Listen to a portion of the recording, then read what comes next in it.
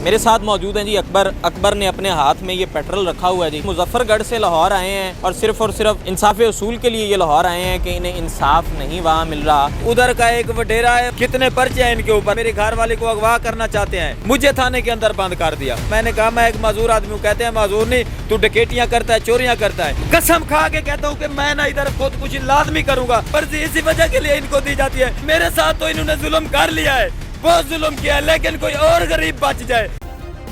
Subscribe करें और bell दबाएं ताकि कोई खबर रह न जाए। अस्सलाम वालेकुम जी, आप देख रहे हैं बोल बस और मैं हूँ अरसलान आजम। मेरे साथ मौजूद हैं जी अकबर ने अपने हाथ में ये पेट्रोल रखा हुआ है जी। अकबर मुजफ्फरगढ़ से लाहौर आए हैं और सिर्फ इंसाफ उसूल के लिए ये लाहौर आए हैं कि इन्हें इंसाफ नहीं वहाँ मिल रहा। तो यहाँ आकर इन्होंने अपना एहतजाज ये रिकॉर्ड करवा रहे हैं। अपनी फैमिली के साथ यहाँ पे मौजूद हैं। इनका ये बच्चा है, इनकी एक टांग भी नहीं है, टांग से भी माजूर हैं।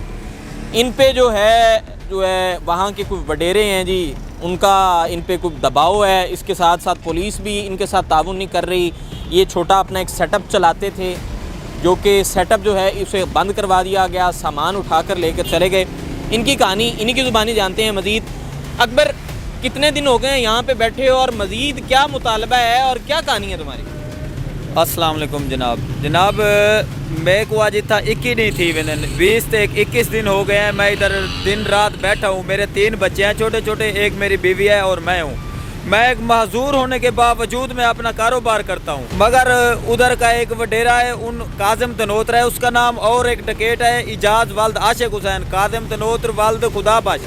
उनका आप रिकॉर्ड चेक करें कि ये क्या करते हैं, क्या काम है इसका, कितने पर्चे हैं इनके ऊपर। लेकिन वो पहले मेरे घर आते थे जब मैंने सीसीटीवी कैमरे नहीं लगाए हुए थे, वो कहते थे इसे चला जा, या मेरे घर वाले को अगवा करना चाहते हैं।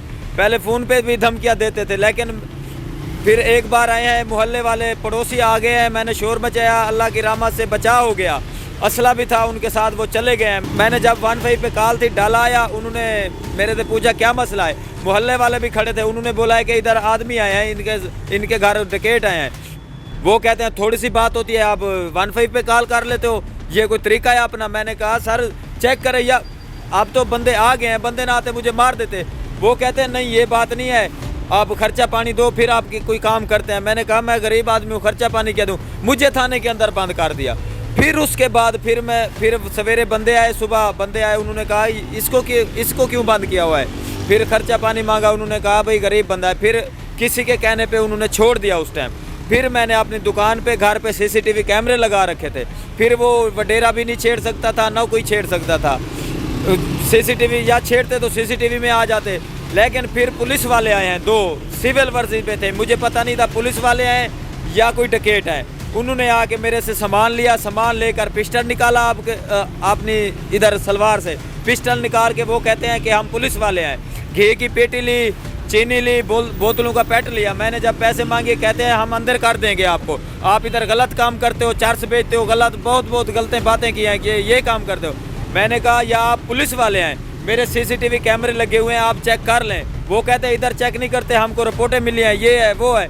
फिर उसने ना जब मैंने पैसे मांगे हैं, वो कहते हैं चलो ऐसे करते हैं, पैसे नहीं है, हम आपको चर्च या शराब देते हैं, ये तुम बेचा करो, ये बेचकर नफ़ा आधी करेंगे, पैसे आपने सौदों वाले इससे निकाल लेना।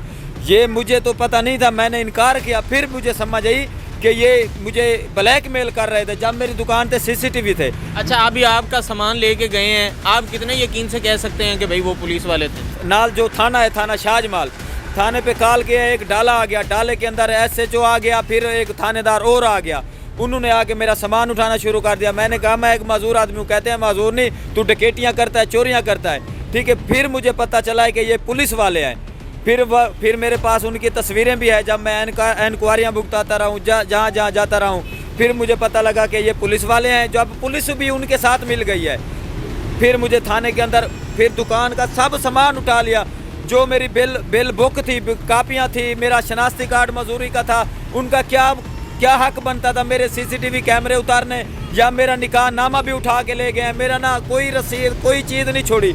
1 घंटा 46 मिनट उन्होंने 10-12 बंदे मेरी दुकान का सामान उठाया है, मेरे घर घुस गए हैं, मेरी घर वाली को गलत बातें की हैं, छत भी तोड़ दिया है, सोलर प्लेटें, नलके की हत्ती भी उतार के, बर्तन बिस्तरे सब कुछ। मेरे बातों पे इतबार ना करें, मैं आपको सबूत दूंगा, ठीक है? आप वो सबूत रखना, जो भी पूछे सबूत दिखाना। मेरे पास उनका रिकॉर्डिंग मौजूद है। ये अल्लाह पाक की रहमत हो गई है कि इसके साथ पुलिस तो जुल्म कर रही है, जिनको कानून की तहफ़्फ़ुज़ के लिए बनाया वो डकैत बन गए हैं। लेकिन वो डकैत भी आता ना, इतना जुल्म ना करता, वो डकैती करके चला जाता। इन्होंने मेरे से सामान लिया, पैसे मांगे, फिर इन्होंने मेरा सामान उठा लिया, मुझे चाटे मुक्के मारी, फिर मेरे ऊपर 6 FIR दर्ज कर दी, 6 FIR जो पीटर किया है। जो अच्छा, मुझे ये बताएं कि ये अभी आपने पेट्रोल उठाया हुआ है, आप क्या समझते हैं कि इससे आपका मसला हल हो जाएगा? ये पेट्रोल क्यों आप लेके फिर रहे हैं? मैं वो बंदा हूँ जो बात कहता हूँ ना करके दिखाता हूँ। इंशाल्लाह मैं ये नहीं कह रहा क्यों कि मैं DPO के पास गया हूँ, फिर थाने से 35 रोज मुझे कैद में रखा कि ना ये छूटेगा, ना या किसी के आगे फरियाद करेगा, ना किसी को बताएगा, ठीक है? मैं DPO के पास गया हूँ, RPO के पास गया हूँ, AG पंजाब के पास गया हूँ, एडिशनल साहब के पास, वजीर आला के दफ्तर भी गया हूँ। सारे मेरे पास सबूत मौजूद हैं। जिधर जाता हूँ वो उधर से रिपोर्ट मांग लेते हैं। जो उधर डकैत बैठे हुए हैं वो क्या रिपोर्ट देंगे? मुझे ना उन्हें इतना तंग कर रखा है, वो अभी धमकियाँ लगाते हैं कि आपको हम ना मार देंगे, अपने बीवी बच्चों को सबको मार देंगे। फिर उनके मारने से ना जो आला हुक्मरान है या वो आप हमें आके मार दें, वरना मुझे हक ना मिला तो मैं कसम खा के कहता हूँ कि मैं ना इधर खुदकुशी लाजमी करूंगा, कि मैं खुशी से नहीं कर रहा। मेरे छोटे छोटे बच्चे ये सब आप इंसाफ के उसूल के लिए कर रहे हैं? बिल्कुल इंसाफ के। जिधर मैं जाता हूँ ना इंसाफ लेने, वो कहते हैं ये तब्दीली है, तब्दीली है, इंसाफ नहीं मिलेगा। मैं इमरान खान साहब से अपील करता हूँ, वजीर आला साहब से, चीफ जस्टिस साहब से, मुझे पुलिस वाले किसी पे इतबार नहीं है। हर जगह पे मैं ठोकरें खा के रुल के इधर मैं बैठा हूँ। 21 दिन हो गए। मेरे छोटे छोटे बच्चे हैं। जो मैं एक कारोबारी था, मैं अपना कारोबार करता था, मैं मांगने वाला नहीं हूँ। इधर मैंने लिखा हुआ है, लेकिन मैं रोड पे रुल रहा हूँ, वो वैसे घूम रहे हैं, वो वैसे धमकियाँ दे रहे हैं। वर्जी इसी वजह के लिए इनको दी जाती है, गरीबों की इज्जत तबाह करने के लिए, गरीबों के डाका डालने के लिए। डकैत भी इतना नहीं करता जो इन्होंने वर्जी की हालत में किया है। अकबर, ये बोतलें आप रख दें साइड पे, हम भी आपको यकीन दिलाते हैं कि आपको इंसाफ ज़रूर मिलेगा।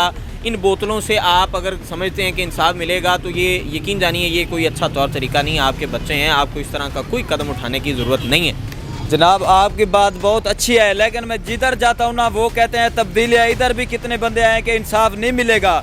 मैं कहता हूँ कि इंसाफ क्यों नहीं मिलेगा? वो कहते थे वजीर आज़म के मदीना रियासत बनाऊंगा। ऐसी मदीना रियासत है, मेरे पास सबूत भी है। वो कहते हैं, मैं खुशी से नहीं कह रहा हूँ, मैं कोई बंदा ऐसे कहता है कि मैं खुदकुशी कर लूंगा, मेरे छोटे छोटे बच्चे हैं। मैं लेकिन अरमान इस बात का लगता है, मैं एक मजदूर हो के मैं अपना कारोबार करता हूँ, मैं खुशी से नहीं कर रहा, मैं ये करूँगा। ये मुझे इंसाफ दिलाएं। मेरे पास कितने बंदे हैं, मुझे इंसाफ नहीं मिला, आज कितना दिन हो गया। इंसाफ मुझे अब दे दे, मैं घर चला जाऊँगा। मुझे मेरा मुतालबा है कि मेरा सामान भी वापस दे। इनको इतना सख्त सजा दी जाए ना, इबरतनाक। मेरे साथ तो इन्होंने जुल्म कर लिया है, बहुत जुल्म किया है, लेकिन कोई और गरीब बच जाए और गरीबों के साथ जुल्म ना हो। वो वैसे धमकियां दे रहे हैं जो ऐसे ये मेरे ऊपर जुल्म ढहा के फिर कहता है कि अकबर मजदूर, मैं आपको पूरा मजदूर कर दूंगा। ये अल्लाह पाक ने तो किया है मुझे मजदूर, मैं आपको उसकी रिकॉर्डिंग दिखाऊंगा और ये सबूत लगाना भी। वो मेरा क्या मजदूर करना चाहता है? वजीर आला साहब या आप जो आला हुक्मरान है ना, वो मुझे मार दे, लेकिन मैं झूठ नहीं बोल रहा। मैं तंग करना इधर ही मरूंगा, इधर ही आप सुन लोगे। मेरे मरने के बाद इंसाफ दो तो क्या फायदा, मेरे बच्चे तो रुल जाएंगे ना, लेकिन मैं अपने बच्चों को भी नहीं रुलने दूंगा, इधर ही हम मरेंगे। नाज़रीन, अकबर की कहानी आपने जानी। अकबर बहुत अफसरदा हैं और सिर्फ वजह यही है कि इन्हें इंसाफ नहीं मिला और ये मुजफ्फरगढ़ से बिलो सफ़र करके यहाँ पर आकर बैठे हैं और उम्मीद की जा सकती है कि इन्हें आने वाले 1-2 रोज़ में इनका मामला हल हो जाएगा और इंसाफ जो है, इसी तरह हमारे मुल्क में जो सूरत हाल चल रही है, इंसाफ के हवाले से जो चीज़ें जो मामलात ताख़ीर का शिकार हैं, उम्मीद की जा सकती है कि आने वाले वक्त में इसमें कोई बेहतरी आएगी। अपने मेज़बान अरसलान आज़म को इजाज़त दीजिए। अल्लाह निगहबान।